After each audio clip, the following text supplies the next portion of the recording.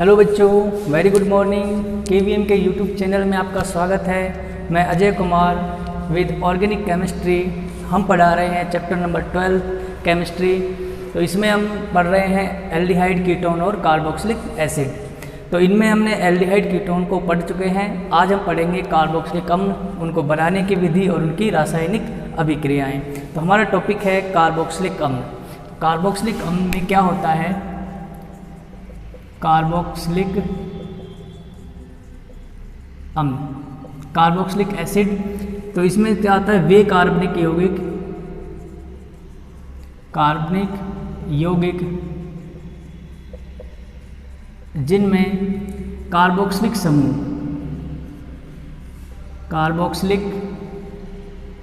समूह पाया जाता है या जुड़ा होता है, कार्बोक्सिलिक अम्ल कहलाते हैं। कार्बोक्सिलिक अम्ल कहलाते हैं।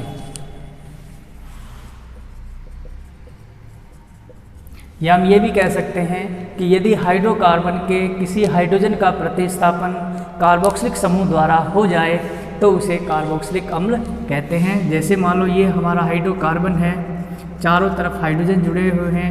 यदि किसी हाइड्रोजन का प्रतिस्थापन कार्बोक्सिलिक समूह द्वारा कर दें तो ये क्या बनाता है? कार्बोक्सिलिक अम्ल बनाता है। ये इस तरह से, तो ये संरचना क्या कहलाएगी? कार्बोक्सिलिक अम्ल कहलाती है। अब मुख्य कार्बन श्रृंखला में ये क्या होते हैं? जो एल्किल समूह होते हैं, ये सामान्यतः वसा के रूप होते हैं। क्यों? क्योंकि ये श्रृंखला कितनी भी बड़ी हो सकती है। एलिफेटिक कार्बोक्सिलिक अम्ल होते हैं, उनमें ये श्रृंखला बढ़ती चली जाती है। जैसे हम पामिटिक अम्ल बोलते हैं, स्टीयरिक अम्ल बोलते हैं। स्टीयरिक अम्ल में C17H35 COH समूह जुड़ा होता है। ये बड़ी श्रृंखला है जो कि जल प्रतिकर्षी भाग होता है। तो ये इस बड़ी श्रृंखला में यदि एक कार्बोक्सिलिक समूह है तो उसको मोनोकार्बोक्सिलिक अम्ल कहेंगे। 2 कार्बोक्सिलिक समूह है तो उसे डाई कार्बोक्सिलिक अम्ल, 3 है तो ट्राई कार्बोक्सिलिक अम्लों के नाम से भी जानते हैं। इस तरह से इनके नामकरण करते हैं।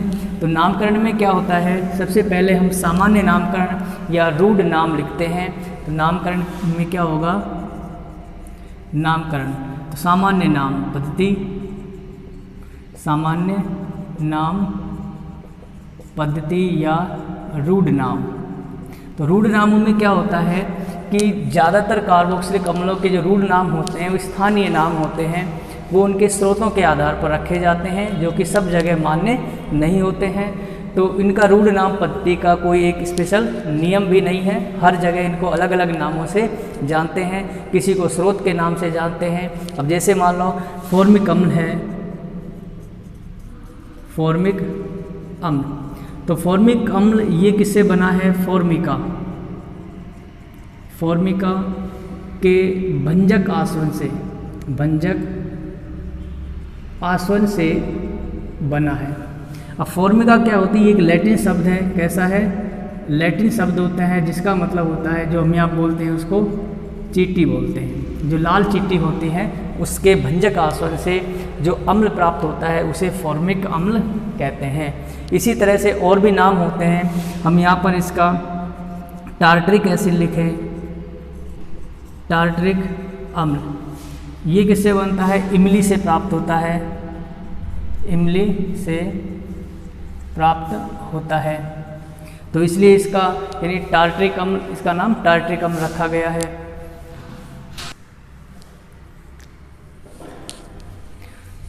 टार्टरिक अम्ल इमली से प्राप्त होता है। और ब्यूटेरिक अम्ल बटर से प्राप्त होता है। बटर यानी मक्खन से इसका स्रोत क्या है? ये स्रोत है और ये नाम है, सामान्य नाम। ऐसे ही मैलिक अम्ल ये सेब से प्राप्त होता है।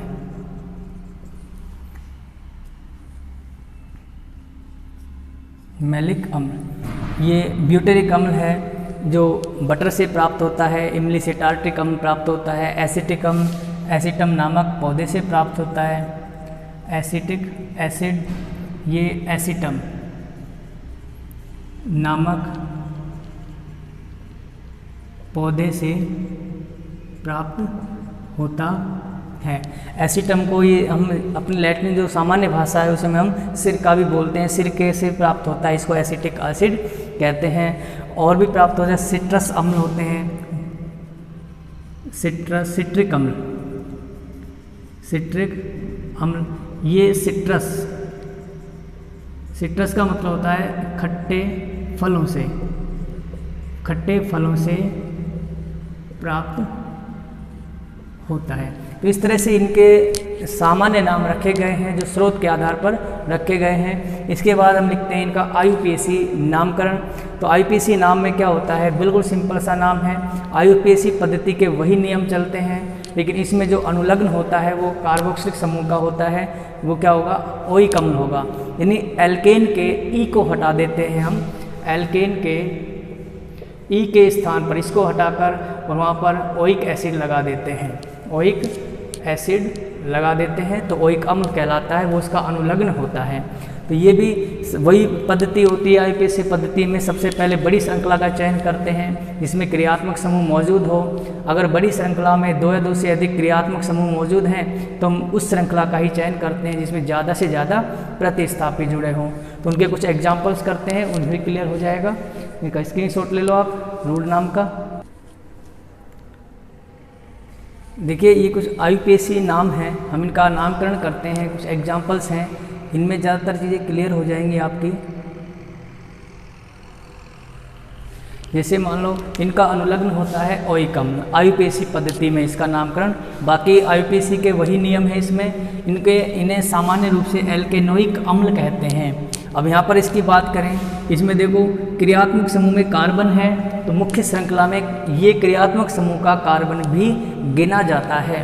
कोई भी क्रियात्मक समूह हो, यदि उस क्रियात्मक समूह में कार्बन उपस्थित है तो और वो मुख्य श्रृंखला से जुड़ा हुआ है तो वो कार्बन उसमें गिना जाता है। जैसे मैं एक एग्जांपल देता हूँ, यहाँ पर ये है हमारे पास CH2 और CH2, यहाँ CH3 लगा दो डैश, ये जुड़ा हुआ है CN इससे, ठीक है। अब देखो ये साइनाइड समूह है, इस साइनाइड में कार्बन है तो ये कार्बन इस मुख्य श्रृंखला में गिना जाएगा। 1, 2, 3 और 4 कार्बन हो गए, ठीक है। अब हम इसी में एग्जांपल लेते हैं CH3, CH2 और NC। ये समूह कौन सा है, बस CN ये तो साइनाइड समूह है, ये है आइसोसाइनाइड समूह।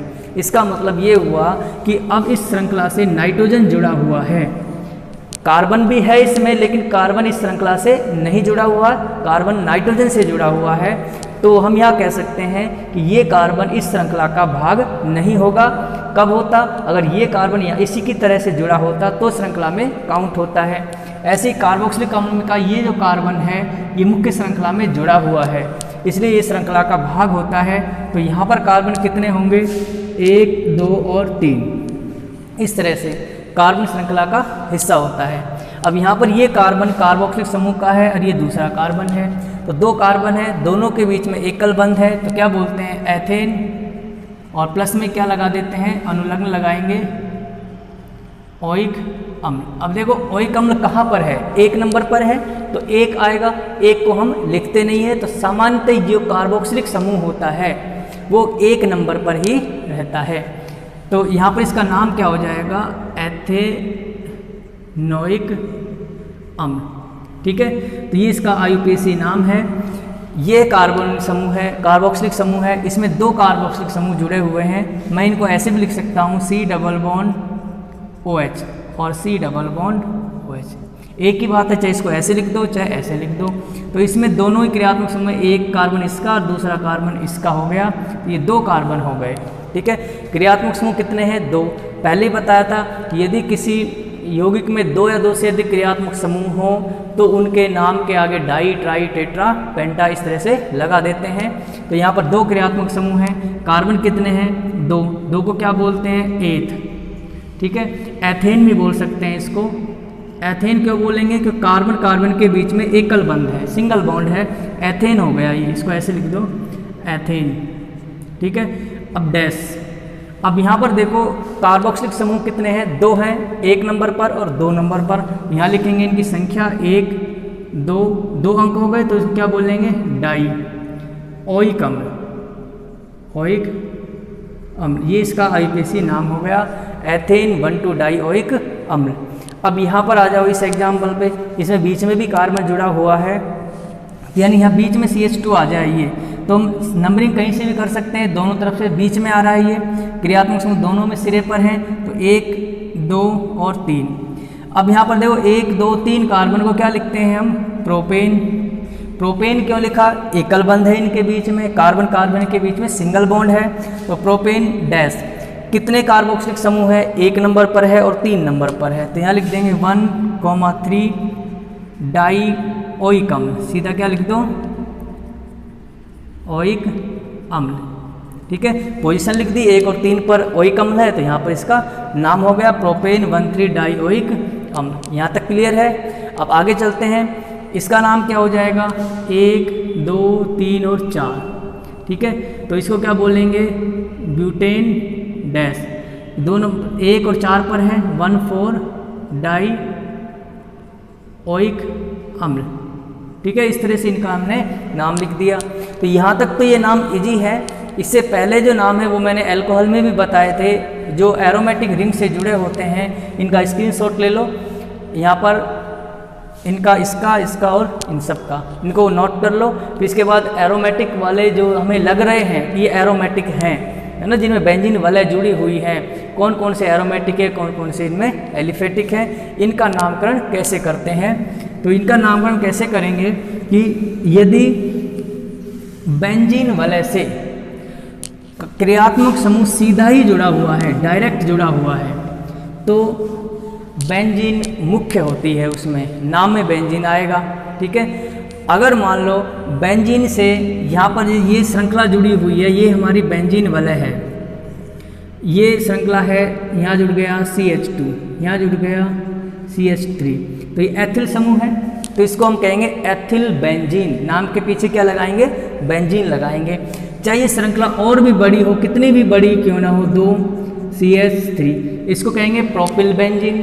ठीक है, अगर मान लो द्वितीय कार्बन है, यहाँ पर जुड़ा हुआ है CH3, तो इसको क्या कहेंगे, 1, 2, 3, 4, यानी आइसोब्यूटिल बेंजीन, यानी बेंजीन सब में पीछे लगेगा।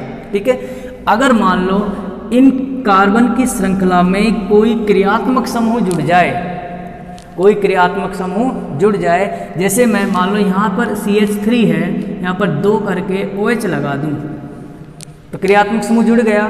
तो अब ये बेंजीन है, ये प्रतिस्थापी का काम करेगी। किसका काम करेगी, प्रतिस्थापी का। इसको लिखेंगे, अब बेंजीन नहीं कहेंगे, अब इसको कहेंगे फेनिल, क्योंकि क्रियात्मक समूह यहाँ पर जुड़ गया। अगर ये क्रियात्मक समूह नहीं होता तो श्रृंखला कितनी भी बड़ी होती, वो प्रतिस्थापी का काम। अब यहाँ पर ये श्रृंखला है, ये क्या है, प्रतिस्थापी। ठीक है, अगर मान लो ये इस तरह से होता, बेंजीन वलय है CH3 और CH2OH, क्रियात्मक समूह जुड़ गया, तो अब प्रतिस्थापी कौन होगा, ये कहलाएगा प्रतिस्थापी। इसमें ये मुख्य था, अब इसमें मुख्य कौन हो गया, ये हो गई मुख्य, क्योंकि इसके पास क्रियात्मक समूह मौजूद है। क्लियर है यहाँ तक।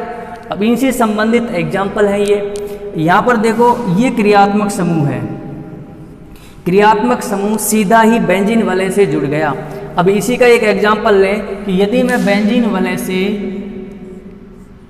यहाँ पर OH को सीधा ही जोड़ दूँ, यहाँ तो मैंने सीधा इससे जोड़ा था, इस श्रृंखला से जोड़ा था, यहाँ मैंने OH को सीधा बेंजीन वलय से जोड़ दिया, तो अब भी ये बेंजीन मुख्य होगी। बेंजीन क्या होगी, मुख्य होगी। तो इसको क्या बोलेंगे, हाइड्रोक्सी बेंजीन। क्या बोलते हैं, हाइड्रोक्सी बेंजीन।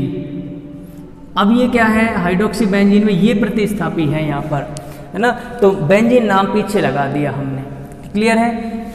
अगर मान लो इस मुख्य बेंजीन से कोई कार्बन श्रृंखला जुड़ी होती और उसके बाद OH आता, तो हम इसको प्रतिस्थापी के रूप में लिखते। अब यहाँ पर देखो ये क्रियात्मक समूह है, एल्डिहाइड समूह। ठीक है, अगर मैं यहाँ पर ये OH लगा दूँ तो ये क्या हो गया, कार्बोक्सिलिक समूह। तो इसको क्या कहेंगे, बेंजोइक अम्ल, यानी बेंजीन मुख्य है, इसमें क्रियात्मक समूह का अनुलग्न लग गया तो इसको कहेंगे बेंजोइक अम्ल। ठीक है, तो इसका ये रूढ़ नाम है, यही स्वीकार कर लिया गया इसमें। यहाँ पर 2 कार्बोक्सिलिक अम्ल है। अब 2 कार्बोक्सिलिक अम्ल है तो उनकी नंबरिंग करेंगे, कहीं से भी कर सकते हो, यहाँ से कर दो चाहे यहाँ से कर दो, 2 3 4 5 और 6। तो कितने नंबर पर है? 1 2। तो 1 2 डाई कार्बोक्सिलिक बेंजीन, इसको क्या बोलेंगे? 1 2 डाई कार्बोक्सिलिक बेंजीन बोलते हैं। इसको थैलिक अम्ल भी बोलते हैं। इसका दूसरा जो रूढ़ नाम होता है वो थैलिक अम्ल होता है। अब देखो इसमें IUPAC नाम लिखेंगे तो हम इनकी नंबरिंग दर्शाते हैं। सबसे पहले किसको लिख दें? बेंजीन। कितने नंबर पर है? 1 2। कौन है? डाई कार्बोक्सिलिक अम्ल, डाई कार्बोक्सिलिक अम्ल या थैलिक अम्ल, ये इसका रूढ़ नाम है। इस तरह से क्लियर है। अब यहाँ पर आ जाओ, यहाँ पर देखो कि CH2 ये कार्बन बेंजीन से जुड़ा हुआ है, इसके आगे क्रियात्मक समूह है ये रहा। तो अब इसकी वैल्यू बढ़ जाएगी और ये प्रतिस्थापिका काम करेगी। तो नंबरिंग करेंगे क्रियात्मक समूह की तरफ से 1 और ये 2, ठीक है। अब ये किसका काम करेगी? प्रतिस्थापिका। तो कितने नंबर पर है? 2 फेनिल, 2 फेनिल और 2 कार्बन है तो एथेनोइक अम्ल, एथेन प्लस में ओइक अम्ल, सीधा ही लिख दो आप, एथेनोइक अम्ल। क्लियर है। इसमें क्या लिखेंगे? यहाँ से नंबरिंग करेंगे 1 2 3 और 4। ये प्रतिस्थापिका काम करेगी। 4 नंबर पर है, क्या लिखेंगे? 4 फेनिल और 4 कार्बन है ब्यूटेनोइक अम्ल, ब्यूटेनोइक अम्ल। जहाँ तक IUPAC क्लियर हो गया होगा। वैसे एग्जाम में कम ही आते हैं इसके नाम, तो इसका स्क्रीनशॉट ले लो आप। इसके बाद हम पढ़ेंगे कार्बोक्सिलिक अम्लों को बनाने की विधियाँ, इनके विरचन की विधियाँ, formation method of carboxylic acid. इनमें देखो हम कार्बोनिल यौगिक बनाने की जो रासायनिक अभिक्रियाएं पढ़ी थी वही अभिक्रियाएं हैं, उनसे मिलती जुलती अभिक्रियाएं हैं। यानी हम ये कह सकते हैं कि कार्बोनिल यौगिक जब हमने बनाए थे तो कार्बोनिल यौगिकों का आगे और ऑक्सीकरण करा देते हैं तो वो कार्बोक्सिलिक अम्लों में बदल जाते हैं। तो हमारी जो पहली विधि है इसको बनाने की वो है एल्कोहल। एल्कोहल व कार्बोनिल यौगिकों के ऑक्सीकरण से, ऑक्सीकरण से मैंने दोनों को एक साथ लिख दिया है। जैसे बुक में ये भी दे रखा है एल्कोहल के ऑक्सीकरण से और कार्बोनिल यौगिकों के ऑक्सीकरण से अलग अलग दी हुई है, दोनों को एक साथ पढ़ेंगे।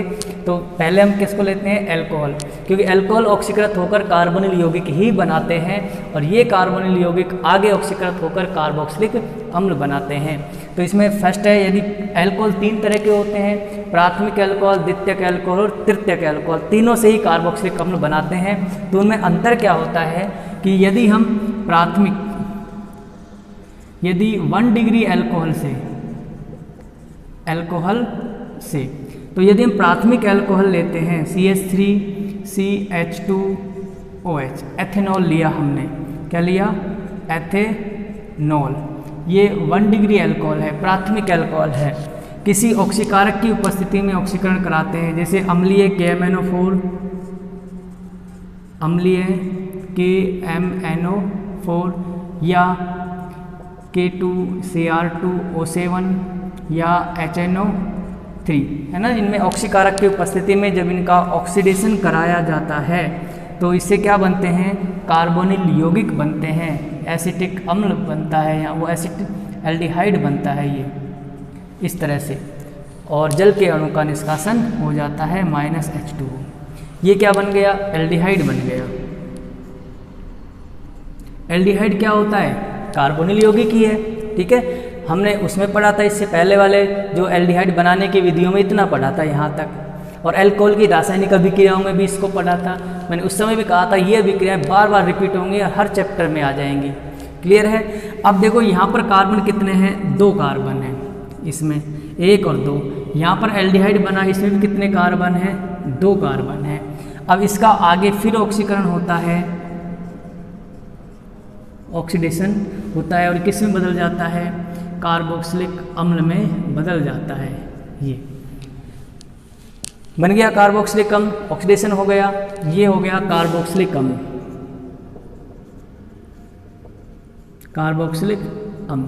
तो अब यहाँ पर ध्यान से देखो कि जब कार्बोक्सिलिक अम्ल बना, अल्कोहल से बना, अल्कोहल में फिर एल्डिहाइड बना, उसमें कार्बोक्सिलिक अम्ल बना, उसमें इन सभी में कार्बन की संख्या समान होती है। यानी जब अल्कोहल का हम ये लिख सकते हैं, प्राथमिक अल्कोहल का जब ऑक्सीकरण कराया जाता है तो समान कार्बन की संख्या वाला कार्बोक्सिलिक अम्ल बनता है। यदि द्वितीयक और तृतीयक अल्कोहल का ऑक्सीकरण कराते हैं तो अंतिम प्रोडक्ट में कार्बन की संख्या समान नहीं रहती है, पहले अल्कोहल से कम हो जाती है वो।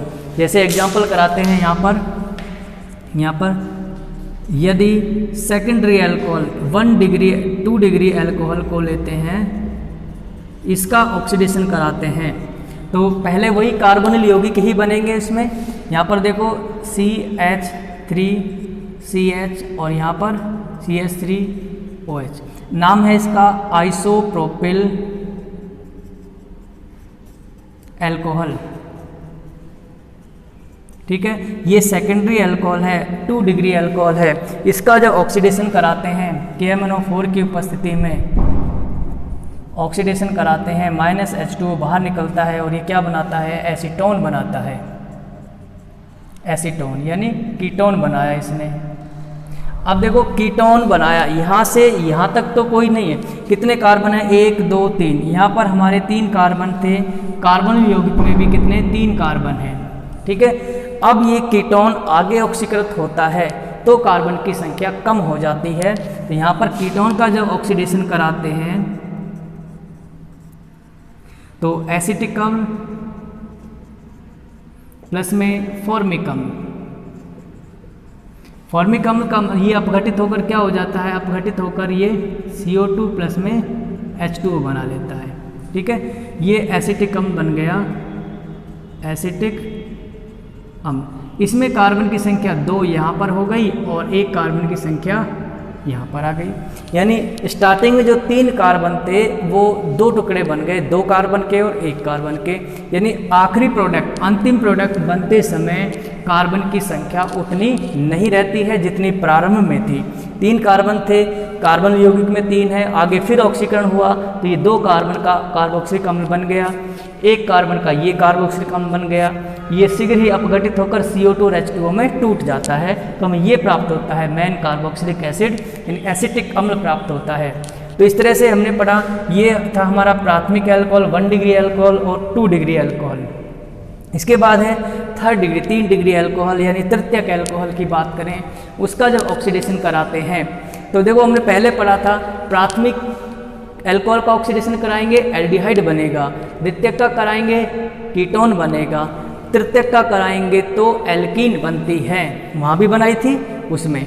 तो कार्बन यौगिक सिर्फ प्राथमिक और सेकेंडरी अल्कोहल से बनते हैं, टर्सरी अल्कोहल से नहीं बनते थे। लेकिन अब यहाँ पर टर्सरी अल्कोहल से कार्बोक्सिलिक अम्ल तो बने जाएगा।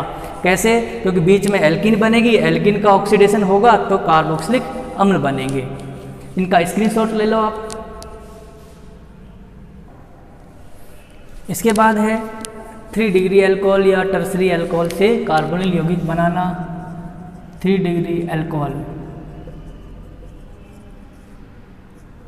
से टर्सरी अल्कोहल से क्या करते हैं, जैसे हमने ये लिया CH3 CH3 और CH3OH यानी तृतीयक ब्यूटिल अल्कोहल, तृतीयक ब्यूटिल अल्कोहल, टर्सरी अल्कोहल लिया। सबसे इसका ऑक्सीडेशन कराते हैं, ऑक्सीडेशन K2Cr2O7 या KMnO4 कोई सा भी ले सकते हैं इसमें। तो इनका जब ऑक्सीडेशन कराते हैं तो इसका पहले निर्जलीकरण होता है यानी -H2O बाहर निकलता है।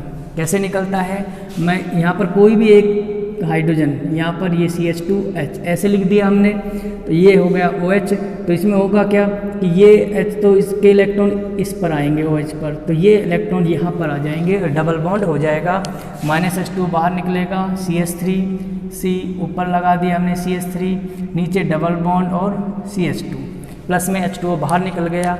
ये हमारे बन गई एल्कीन। एल्कीन में कितने कार्बन हैं? 1 2 3 4 कार्बन है, C4 कार्बन है। यहाँ भी कितने कार्बन थे? 4, C4 कार्बन है। अब एल्कीन का आगे ऑक्सीडेशन होता है, ऑक्सीकरण होता है। यहाँ पर K2Cr2O7 ऑक्सीजन जुड़ते हैं तो यहाँ पर क्या बनता है? 2 उत्पाद बनते हैं, एसीटोन और प्लस में फॉर्मिक एसिड।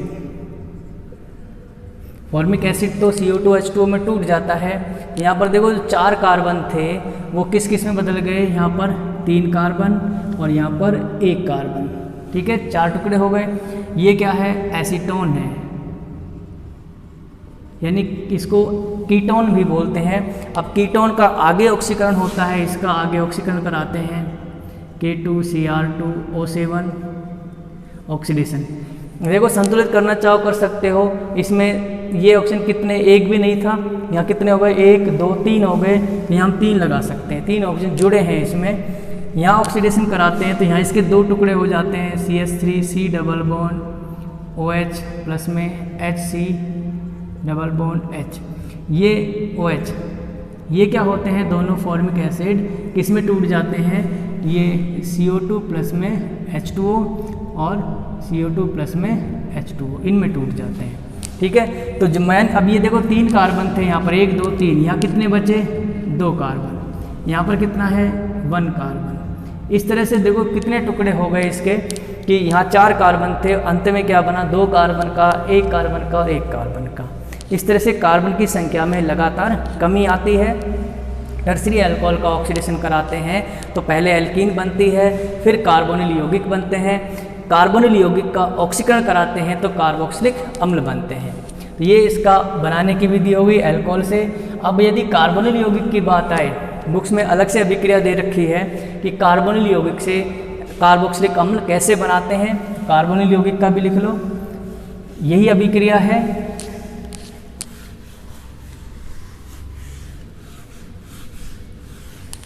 कार्बोनिल यौगिक में एल्डिहाइड लेते हैं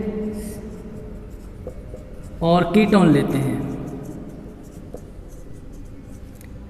भाई इनसे 2 ही है हमारे कार्बोनिल यौगिक में। इसका ऑक्सीडेशन कराते हैं KMnO4 ऑक्सीडेशन कराएंगे, इसका भी कराएंगे KMnO4 ऑक्सीडेशन कराते हैं। तो इसका ऑक्सीकरण कराएंगे तो क्या बनता है? एसिटिक अम्ल और प्लस में फॉर्मिक अम्ल।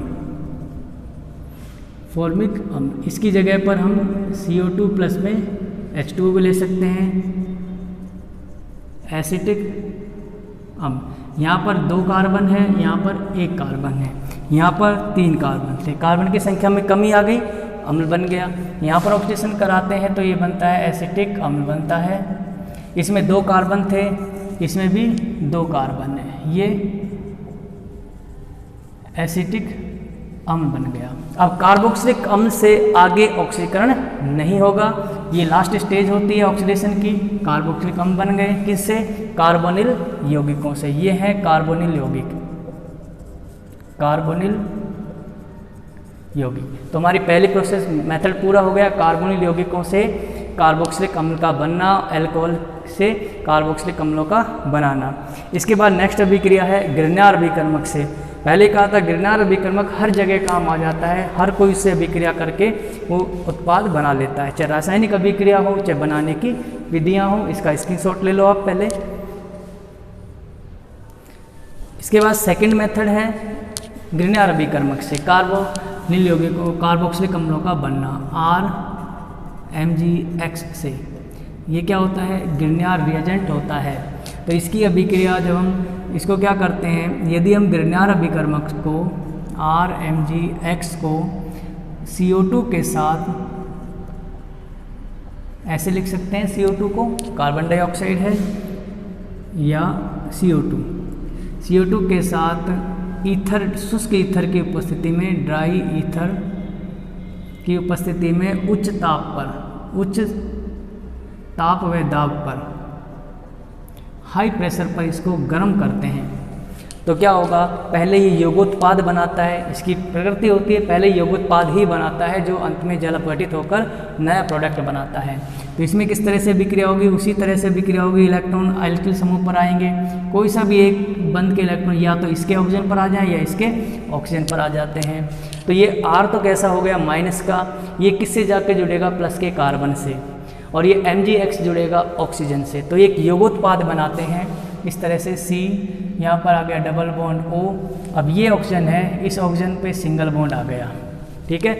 इस ऑक्सीजन का ये माइनस का है, माइनस से कौन जुड़ेगा Mgx, यहाँ पर आगे क्या जोड़ दें Mgx, और इस कार्बन से कौन जुड़ेगा R, जो कि एल्किल समूह का R है। तो ये बन गया योगोत्पाद, जो आगे जल अपघटित होगा, जल अपघटन होता है। जल अपघटन का मतलब होता है HOH से अभिक्रिया, तो MgXOH बाहर निकलेगा माइनस MgXOH। तो यहाँ पर क्या बनेगा C के नीचे क्या है डबल बॉन्ड, एक डबल बॉन्ड हो गया, एक तरफ O से क्या जुड़ गया H जुड़ गया, तो यहाँ लिख दिया OH, इधर क्या है यहाँ पर लिख दो R। तो ये कहलाता है कार्बोक्सिलिक एसिड, कार्बोक्सिलिक अम्ल। क्लियर है, समझ में आ रहा होगा। समझ में आ रहा है तो वीडियो को ज़्यादा से ज़्यादा लाइक करें, चैनल को सब्सक्राइब करें। और इसके बाद कोई भी एग्जांपल लेते हैं हम, मैथिल मैग्नीशियम ब्रोमाइड लिया, अभिक्रिया कराई कार्बन डाइऑक्साइड के साथ शुष्क ड्राई ईथर की उपस्थिति में, शुष्क ईथर की उपस्थिति में उच्च दाब पर, उच्च हाई प्रेशर पर गर्म करते हैं तो योगोत्पाद बनता है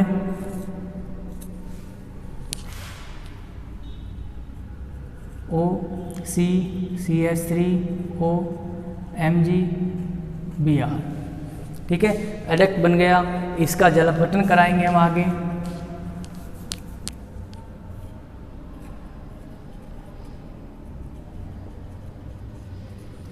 जल से अभिक्रिया प्लस में, तो माइनस MgOH और Br बाहर निकल गया, और यहाँ बन गया CH3C double bond OH, acetic अम्ल।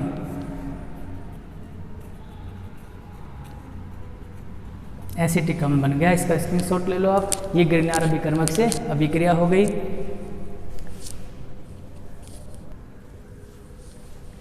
इसके बाद नेक्स्ट अभिक्रिया है, थर्ड नंबर है, इसमें भी हम दो को एक साथ लेके चलेंगे।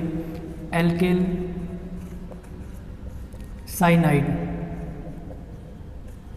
या इसको नाइट्राइल भी बोलते हैं, एल्किल नाइट्राइल के जल अपघटन से व एमाइड के जल अपघटन से।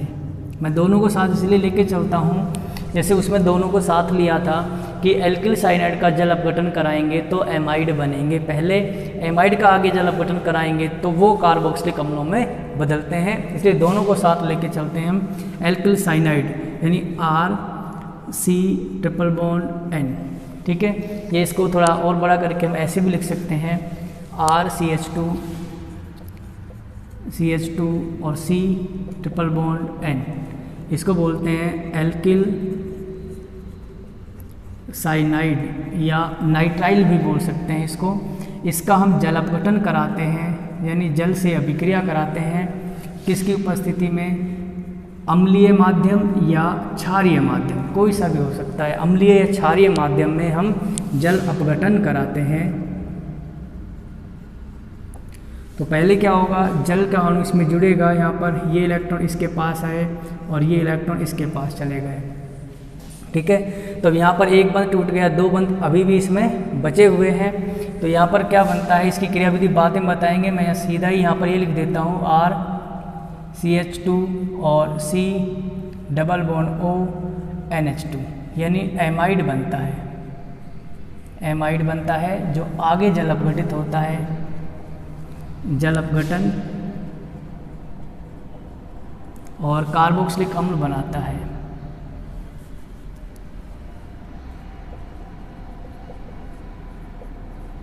कार्बोक्सिलिक अम्ल बनाता है,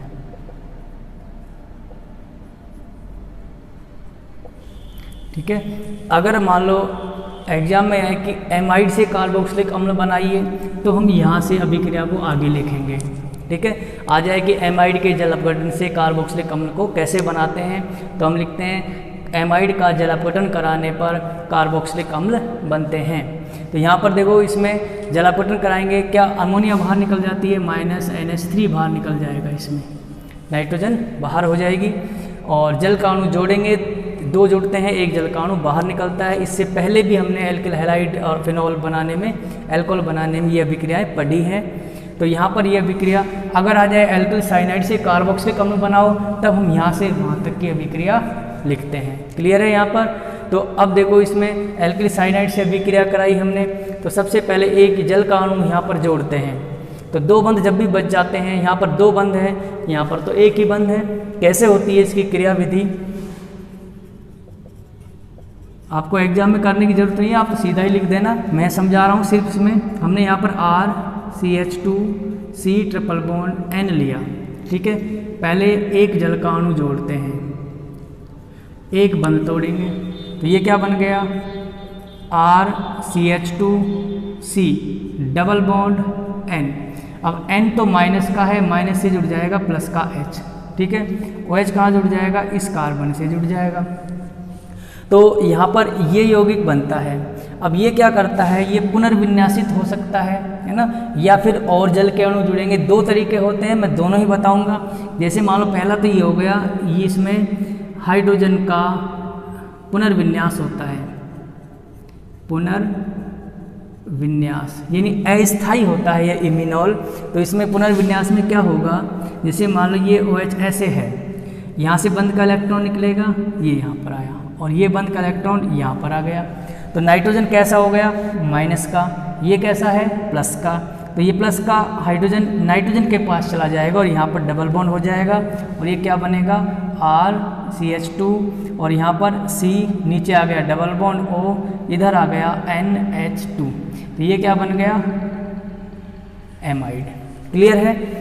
अब यदि एमाइड को कार्बोक्सिलिक अम्ल में बदलेंगे, तो इसमें फिर जल का अणु जोड़ते हैं, HOH। ये इलेक्ट्रॉन यहाँ पर आया और ये यहाँ से हट गया, तो N कैसा हो गया, माइनस का, ये कैसा है, प्लस का, ये यहाँ आ जाएगा और OH यहाँ आ जाएगा, और यहाँ पर क्या बनेगा, RCH2C double bond OH plus में NH3।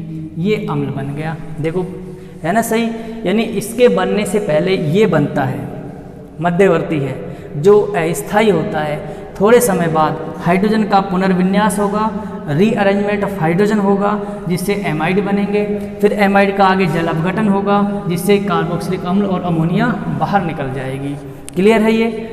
और दूसरा तरीका होता है कि हम ये पुनर्विन्यास का पद छोड़ें, सीधा ही एक जल का अणु इसमें और जोड़ दें।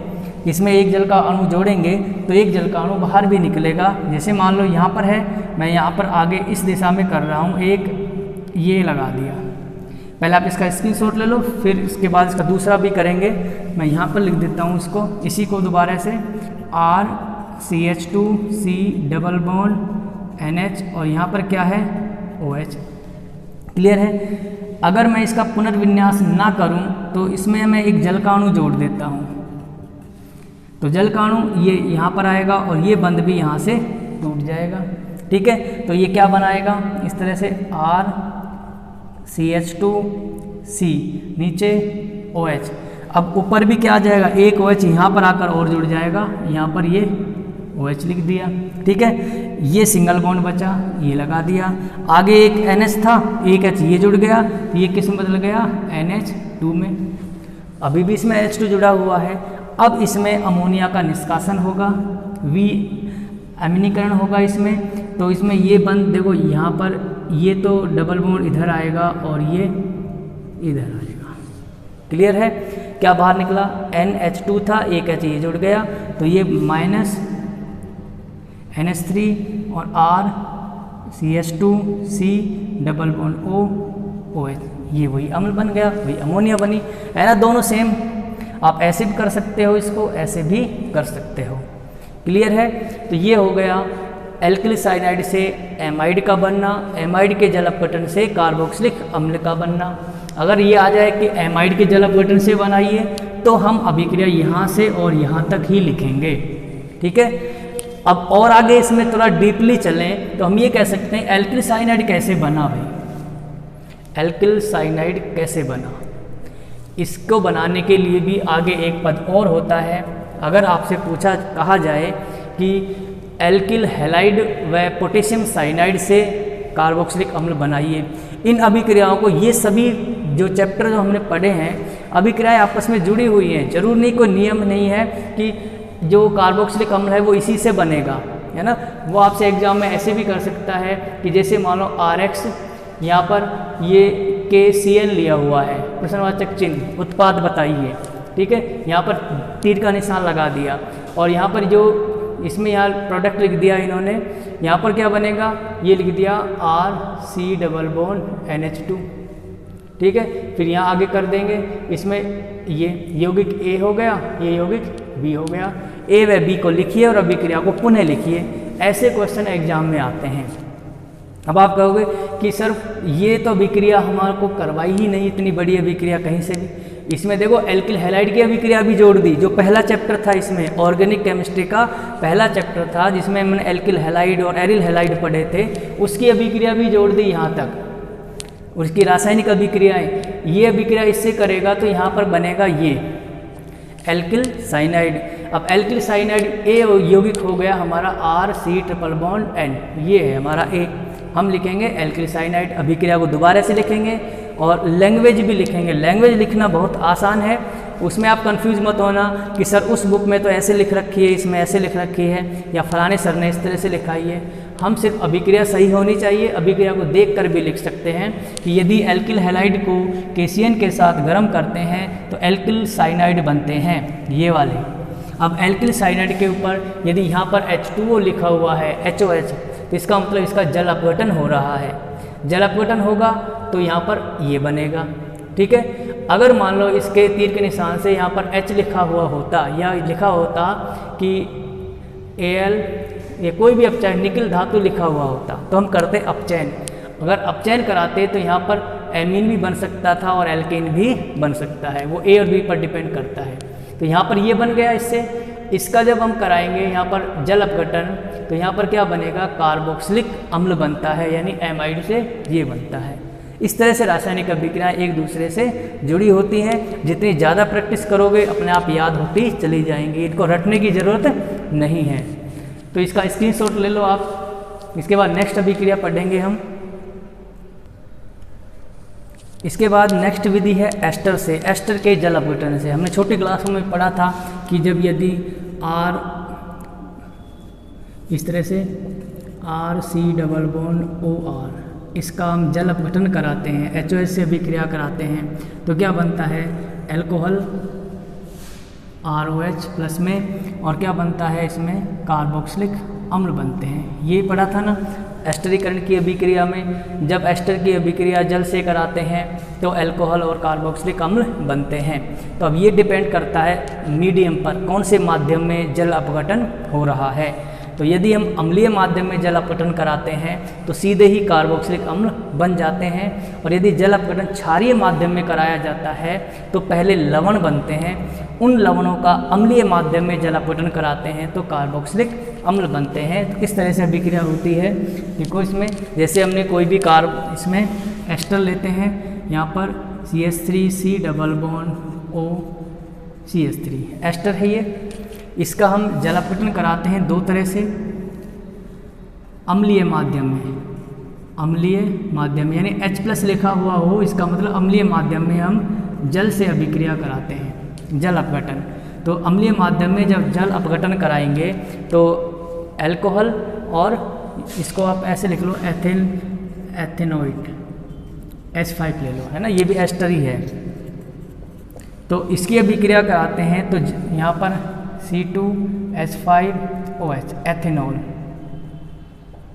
एथेनॉल यानी अल्कोहल बनता है। क्या बनता है, अल्कोहल और कार्बोक्सिलिक एसिड, कार्बोक्सिलिक अम्ल, कार्बोक्सिलिक अम्ल, ये मुख्य प्रोडक्ट है भाई, मेन प्रोडक्ट ये कार्बोक्सिलिक अम्ल बना। यानी इसका एस्टर का अम्लीय माध्यम में जल अपघटन कराया तो कार्बोक्सिलिक अम्ल और अल्कोहल बनते हैं।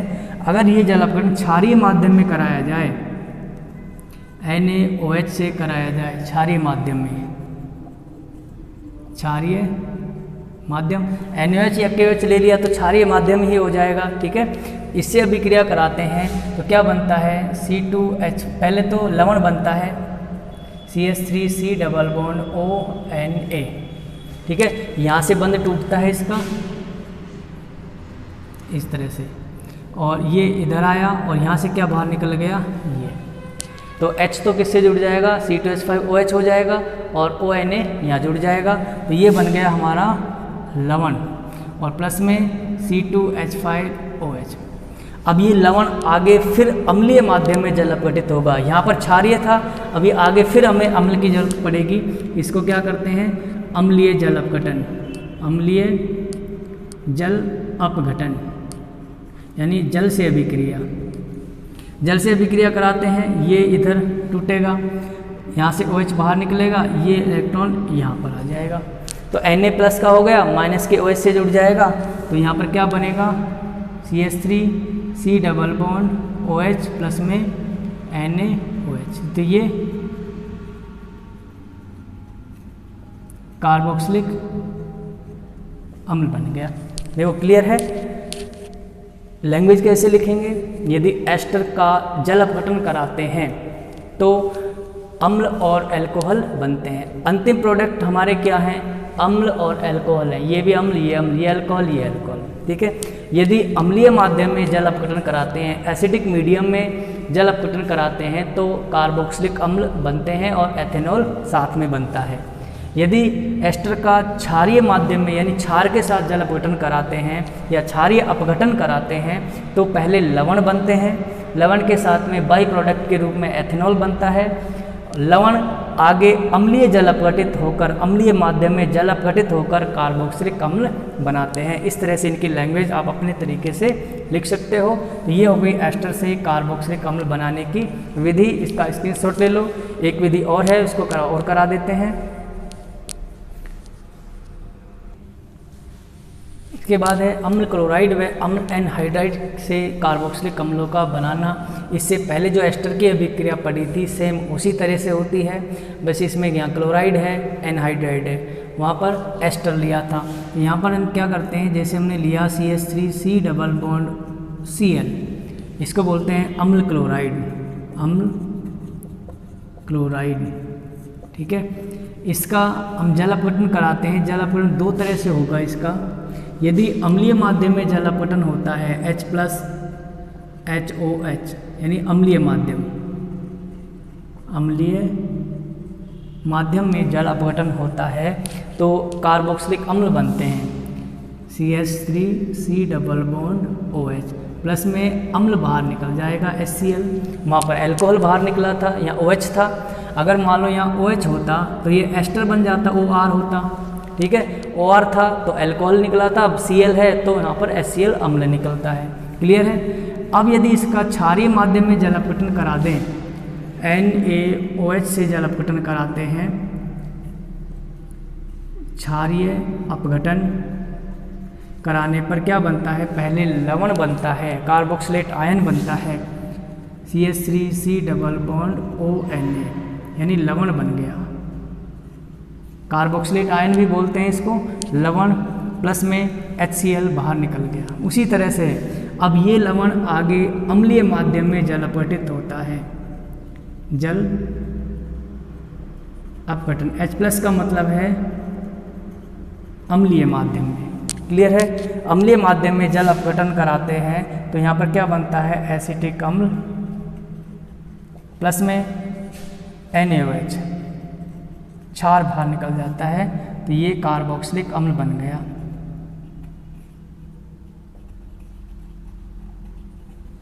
ठीक है, अम्ल क्लोराइड से हो गई अभिक्रिया। इसके बाद है अम्ल एनहाइड्राइड से अभिक्रिया। एनहाइड्राइड का फॉर्मूला क्या होता है, बार बार बता रहे हैं, बार बार आ रहा है, ये है एनहाइड्राइड। ठीक है, यहाँ पर CH3 लगा दें तो ये एसिटिक एनहाइड्राइड हो गया। H लगा देंगे तो फॉर्मिक एनहाइड्राइड हो जाता है। क्लियर है। इसका हम आगे जलापटन कराते हैं अम्लीय माध्यम में H, इसको ऐसे लिख दूं H3O+। H3O+ का मतलब क्या होता है, अम्लीय माध्यम में जलापटन कराते हैं तो कार्बोक्सिलिक अम्ल बनते हैं सीधे ही, CH3C डबल बॉन्ड OH और प्लस में CH3C डबल बॉन्ड OH, यानी कार्बोक्सिलिक अम्ल के 2 अणु बनते हैं। कैसे होते हैं, जैसे मान लो यहाँ पर हमने जल से अभिक्रिया कराई इसकी, ठीक है, यहाँ से कोई सा भी बंध टूट जाएगा, मान लो इस बंध के इलेक्ट्रॉन इस ऑक्सीजन के पास आए, यहाँ से भी एक बंध टूटेगा, ये बंध टूट गया तो ये H+ का इससे जुड़ जाएगा, ठीक है, OH- का इस कार्बन से, तो वही कार्बोक्सिलिक अम्ल के 2 अणु बनते हैं। ये एसिटिक एनहाइड्राइड है, एसिटिक एनहाइड्राइड। क्लियर है। तो ये हो गई कार्बोक्सिलिक अम्लों की बनाने की विधि। इसके बाद नेक्स्ट वीडियो में हम पढ़ेंगे कार्बोक्सिलिक अम्लों के रासायनिक गुण और उनकी रासायनिक अभिक्रियाएं, भौतिक गुणधर्म। तब तक वीडियो को लगातार देखते रहें, चैनल को सब्सक्राइब करें और ज़्यादा से ज़्यादा शेयर करें। धन्यवाद। Thank you very much.